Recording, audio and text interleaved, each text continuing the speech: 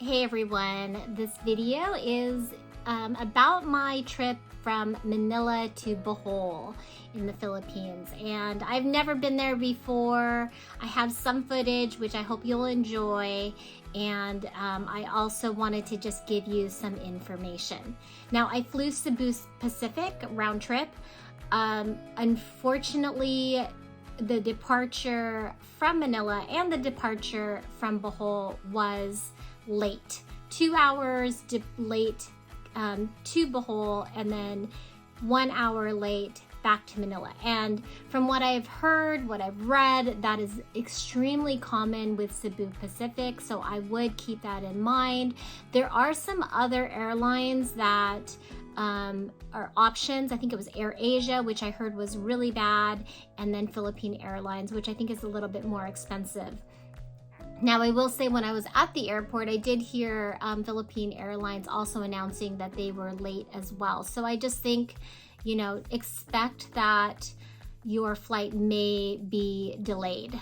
And even in the app for Cebu Pacific, if it said delayed, it didn't say what time it was delayed till. You actually had to be at the airport and look at the screen and then see what the new departure time was. So that was kind of annoying. Boarding with Cebu Pacific was chaotic both ways. You have like a zone on your boarding pass, but they don't go by zones at all. They just were like letting kids and seniors go first, and then after that it was like a free-for-all. And so that was kind of chaotic, with everybody just trying to get into this line regardless of whatever your boarding pass said. So that was a little bit stressful. Weighing bags. Now, I will say on the way there, they did weigh rollers at check-in, and they also weighed it at security, which I thought was interesting because Cebu Pacific at the Manila airport has like its own kind of terminal, I think.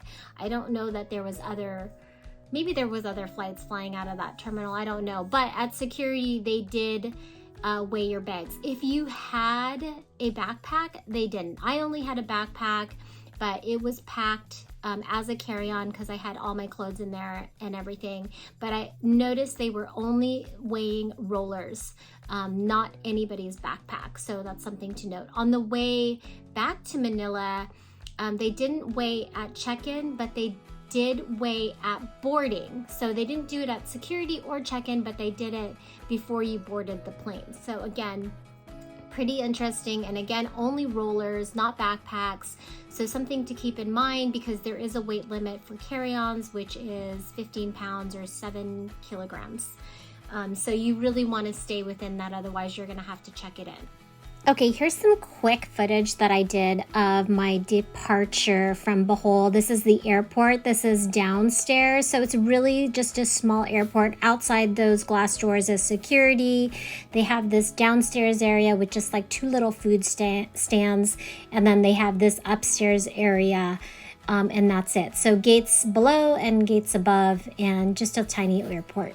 I have some footage here for the hotel, and I'll go over the hotel a little bit. Okay, we stayed at Hennen Alona Beach. Here's a map of the hotel. You can pause it to look at it. This is the lobby, so it's a really nice hotel. They actually have another hotel across the way that's also brand new, but it's not on the beach. This one is on the beach.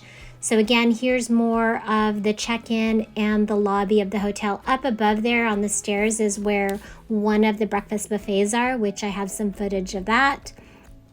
This is a walk to our room, so it's like outside entries, of course, and it's just a really nice property. They have here, I think I have a clip here of this pool here, which is for like the villa rooms, where they have rooms that go out to this pool here.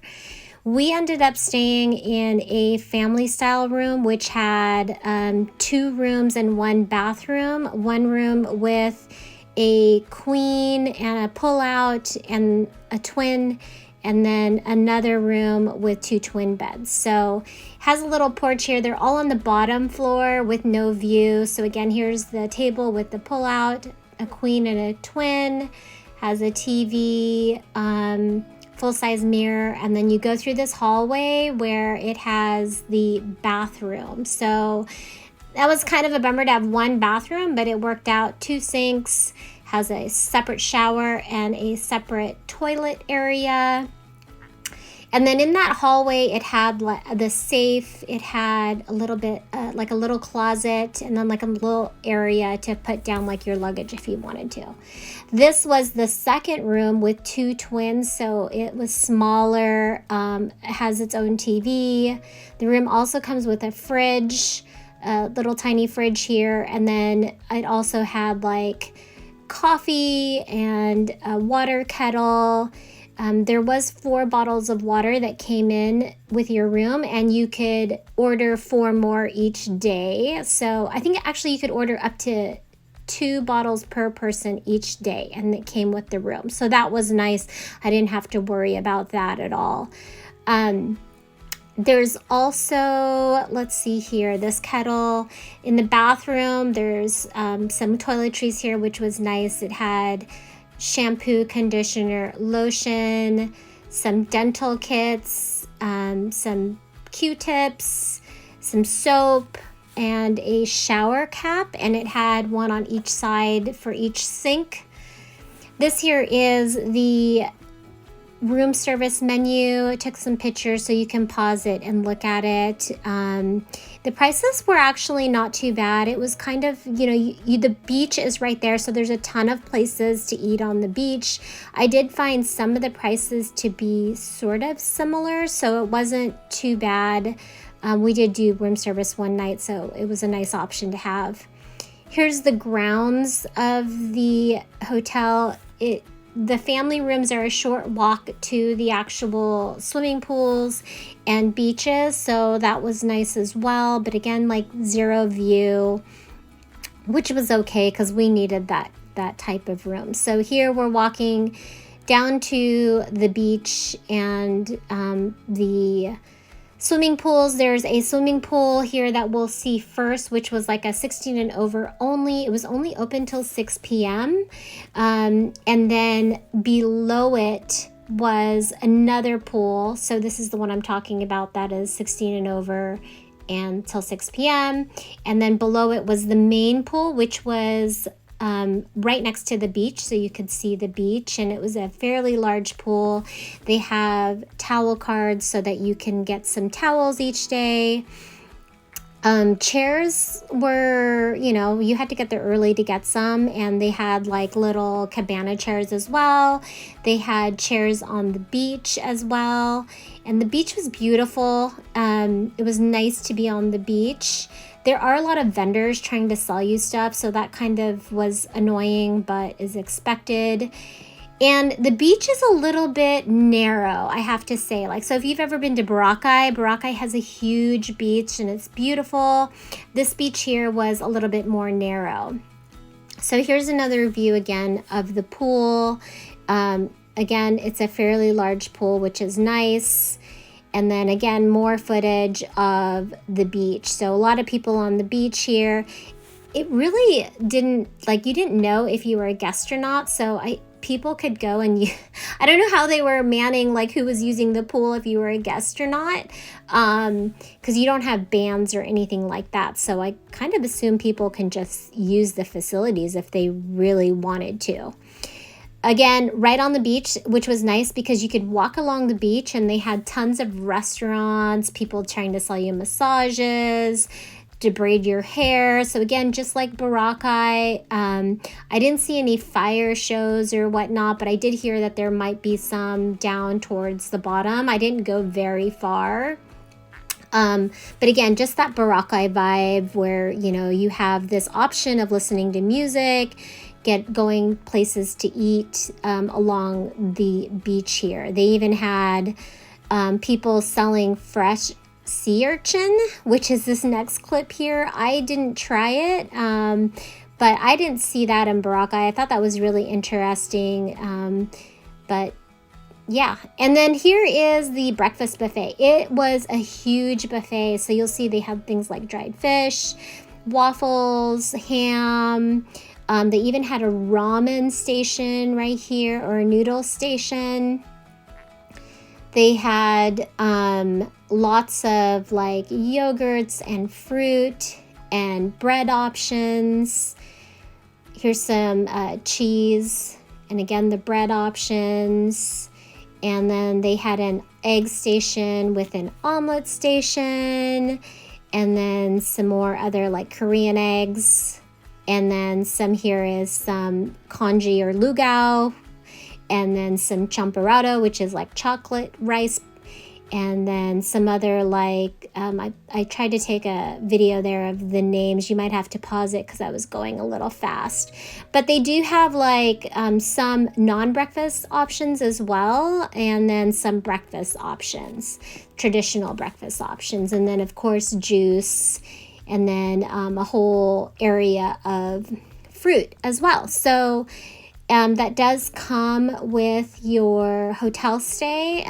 Again, just tons of different options. And they had two places for the buffet. One opened up a little bit later, and it was right by the beach. And this is the area that was on the second floor of the lobby. And the one by the beach had the same food and was really good food and really good options as well. So I recommend this hotel. I really liked it. Now, drivers. So I found this driver on a YouTube video, and this person recommended them. So I had been messaging them before we left on our trip, and it was great. We used them the first day, and they were totally fine. Their van was a little older, which is fine. The problem that I had is I had booked this person for 2 days. So the first day was fine, and then at the end of the first day, confirming the next day, he had raised the price on me at the last minute. And that really, to me, was bad business, was super annoying. I didn't mind like the raise in price, but to do it the night before I'm gonna get picked up for the next day, to me was not okay. So I canceled that. I went on Facebook. It was easy to find if you need a driver. Like if I just typed in Bohol Tours and I just messaged a ton of people. Again, mind you, this is the night before the next day, so I need to find it for the morning. I had several people message me back, but I did find one who I just went with, and they gave me, they were a little bit more than the original price of the first driver, but they were a little less than the raised price that they gave me. And again, it wasn't about the price, it was about changing it on me like the day before. And they also wanted to change from a van to a car, which I didn't want to do as well. So anyway, Bohol Tours, I'll put the link. The second one, they had a newer van. They were really great. They were on time and really friendly, so I really liked them. Now, on our first tour, the first day, we did 2 water excursions. So the first one was this, the swimming with the whale sharks, which was so amazing. So the prices there, if I remember, is like 700 or 800 pesos for Filipinos, and then 1,200 pesos for foreigners. I know, totally unfair. I don't understand it, but that's just how they do their pricing. And when you get out there, you get a life vest and some snorkel gear, and they take you out in this tiny little banca, this canoe, where they fit, I think it was 9 people, but you really just ride out a short distance. You could actually see from the shore to where you go, and they have the whale sharks there. They feed them, and then you can get in the water and see the sharks. Now, you only get 30 minutes, but 30 minutes was definitely long enough, and it was well worth it. So I'll put in some footage here.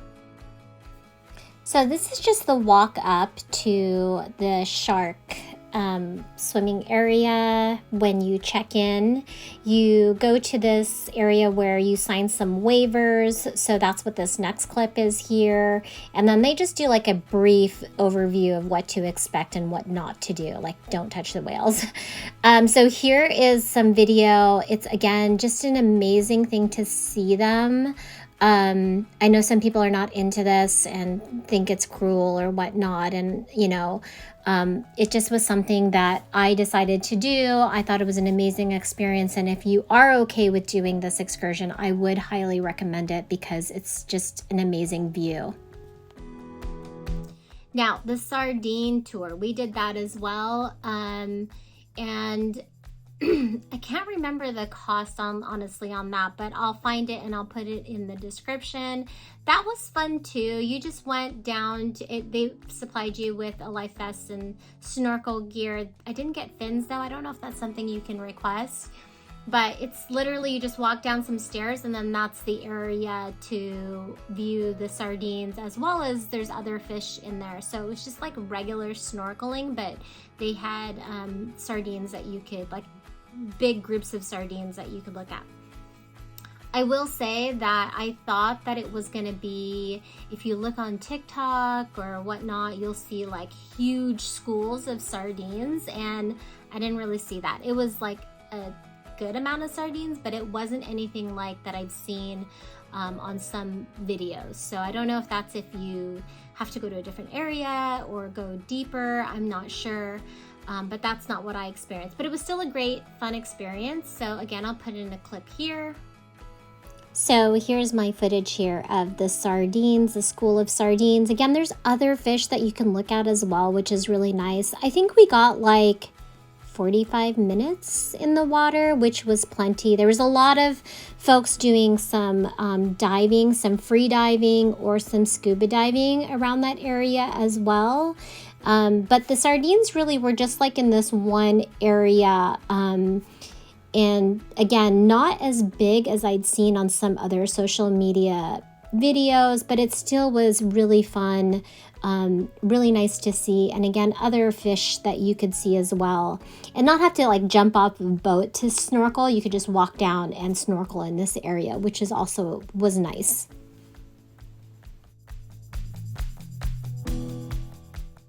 All right, and then the second day we did the countryside tour. Now the countryside tour consists of like a ton of different stops.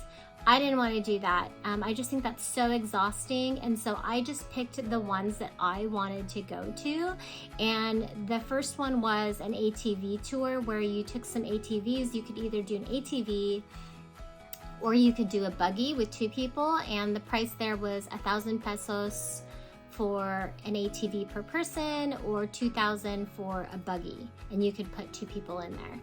Now, that trail was super easy. It was relaxing, no effort to it really, and it just took you through. It was muddy though, so keep that in mind. I'll insert a picture here of how muddy you get because you want to make sure you're not using like really nice tennis shoes or anything like that. It just goes on like a trail that's on the bottom of the Chocolate Hills. And the guy that took us on the ATV, he was awesome. He stopped a bunch of times. He took video for us, stopped and took some amazing, funny, cool pictures. So that was really nice. And it just was a fun experience. And I'll put in some footage here. So just wanted to show you, some of it was paved, the trail, and then a lot of it was like on dirt trails with lots of mud. Again, did a lot of stops to take some pictures, and the guide was willing to use my iPhone and just take some video for us. So that was nice to be able to capture those memories. And then he just took some funny pictures, so it was great to be able to have like a photographer on the tour. Again, you get super muddy. Here's a clip of how muddy we got. There is a place though to wash up if you need to. Now, after the ATV tour, we went and walked up to the viewpoint at Chocolate Hills. That's a 50 pesos entry fee, and I think there's like $100 pesos like other fee, environmental fee or something like that. But you walk up to the viewpoint, and that view honestly is so amazing. I mean, that's all you do up there, but it is definitely a sight to see, so I do recommend it. And again, I'll put in a clip here. So here's a view of the steps you have to climb. It's quite a few steps, but again, this view here was totally worth it. So I suggest going here. All right, I did forget that we also did the Loboc cruise, lunch cruise. It's a little pricey. I think it was like 850 pesos a person, but it was a cute experience. You go on this boat ride that on a river, and they serve like this really great buffet lunch. I have some clips here of the food, which was really yummy. And then they stopped like at this one stop where this group of people sang for you, which was also cute. And then on the boat itself, they had someone singing music to you, which was nice as well. The views were amazing. And again, food good, just a short, slow cruise around this river that I thought was enjoyable. Here's a quick picture of the buffet that was on the boat. So again, really good food. And then a video here of the actual boat. You'll see the people singing in the background there. Again, they do that throughout the entire ride. Very entertaining. And you can fit quite a few people on this boat. There is a bathroom on this boat as well, and they offer to take pictures, but you could also, of course, take your own pictures. And then this is the stop I was talking about, where we just made this stop and this little group of people like did this little dance and song, and it was just so cute to watch. I really enjoyed it. And then the last thing we did on the countryside tour went to the Taziers, which is like the smallest, I don't know if it's a monkey or whatnot, but it's just this small little animal here. Here's a clip of it. So again, they have like these long fingers and these huge eyes, and apparently you can only see them here. And the thing about this place, it's really small. You just like do this little loop. There's not much to it, and you see some of the Taziers. They're sleeping though because they are nocturnal, so you won't. Now we did see a few awake, but you know, you're not super up close. They have people who work there who will take your phone, and that's how I got the close-up of the Tazier, is they took my phone and then took a picture of the Tazier for me. But I think because I don't know where else I would see this animal, I think it's worth going. And I think again, also it was only like 50 pesos to get in. So super, it might have been 100.